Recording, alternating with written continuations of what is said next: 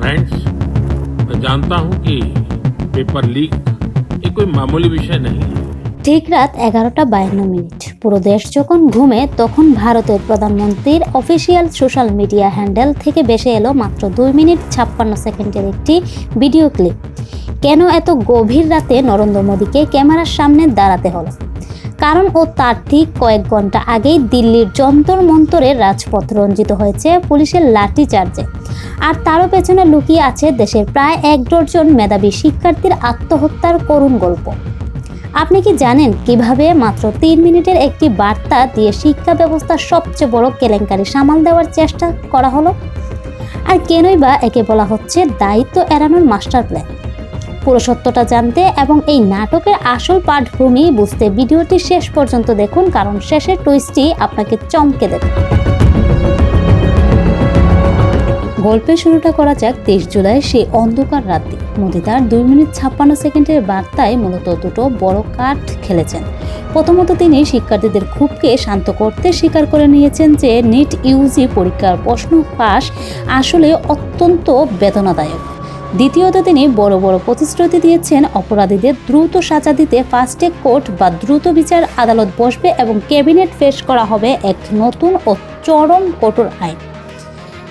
দৃশ্য তো মনে হতে পারে সরকার হয়তো নড়েচড়ে বসেছে, কিন্তু থামো, গল্পটা কিন্তু এখানেই শেষ নয়। আসল খেলা তো শুরু হয়েছে এর ঠিক পেছনে। মোদির এই বার্তা নৈপথ্যে ছিল প্রচণ্ড রাজনৈতিক ও সামাজিক চাপ। দিল্লির রাজপথে সিজেপির নেতৃত্বে রাস্তা অবরোধ, যন্তর মন্তরে হাজার হাজার শিক্ষার্থী ও উদ্বিগ্ন অভিভাবকদের কান্না আর ক্ষোভে সরকারের সিংহাসন নাড়িয়ে দিয়েছিল। কিন্তু সবচেয়ে বড় ধাক্কাটি আসে তখন যখন নিট ইউজি পরীক্ষার এই জালিয়াতির জন্য নিজের ভবিষ্যৎ অন্ধকার দেখে একে একে প্রায় 1 ডজন শিক্ষার্থীর আত্মহত্যার পথ বেছে নেয়। একটি প্রতিযোগিতামূলক পরীক্ষা যখন মৃত্যুর ফাঁদে পরিণত হয় আর সেই ক্ষোভে আগুনে জ্বলে ওঠে রাজপথে, তখন প্রধানমন্ত্রী বাধ্য হন সরাসরি ফেসবুক, এক্স, টুইটার এবং ইনস্টাগ্রামের মাধ্যমে দেশের তরুণদের শান্ত করার চেষ্টা চালাতে। এবার আসা যাক এই গল্পের সবচেয়ে রহস্যময় জায়গায়। আন্দোলনকারীদের সবচেয়ে বড় দাবিটা কি ছিল জানেন? তারা চেয়েছিল শিক্ষামন্ত্রীর পদত্যাগ এবং পুরো ন্যাশনাল টেস্টিং এজেন্সি এবং এনটিএ এর আমূল পরিবর্তন।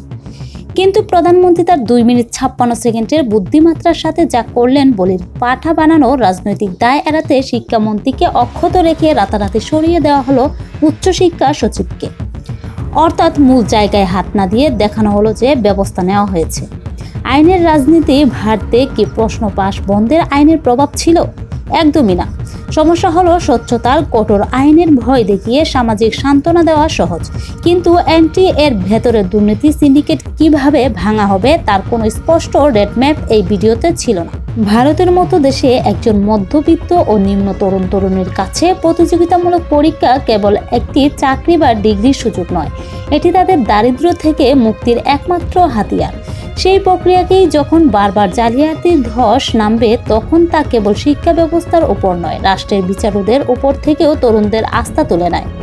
23 জুলাই মধ্যরাতে ওই 2 মিনিট 56 সেকেন্ডের বার্তা রাজপথের আগুন হয়তো সাময়িকভাবে নিভিয়ে দিয়েছে, কিন্তু শিক্ষার্থীদের বুকের ভেতর জমে থাকা অসন্তুষ্টের ও অগ্নিদয় গিরি তৈরি হয়েছে, তা কি সত্যি নিভেছে? আপনার কি মনে হয় নতুন আইন আর কর্মকর্তা বদলেই কি প্রশ্ন পাশ বন্ধের স্থায়ী সমাধান, নাকি এটি শুধু আই ওয়াশ? কমেন্ট করে আমাদের মতামত জানান। রাজনৈতিক ও প্রশাসনিক গুরুত্বপূর্ণ আপডেটের সাথে থাকতে চোখ রাখুন আমাদের চ্যানেলে। আমি কুলসুমা আক্তার নেট দুনিয়ার রহস্যের পক্ষ থেকে আজকের মতো এখানেই বিদায় নিচ্ছি। ভিডিওটি ভালো লাগলে লাইক ও শেয়ার করুন এবং চ্যানেলটি সাবস্ক্রাইব করতে ভুলবেন না। ধন্যবাদ।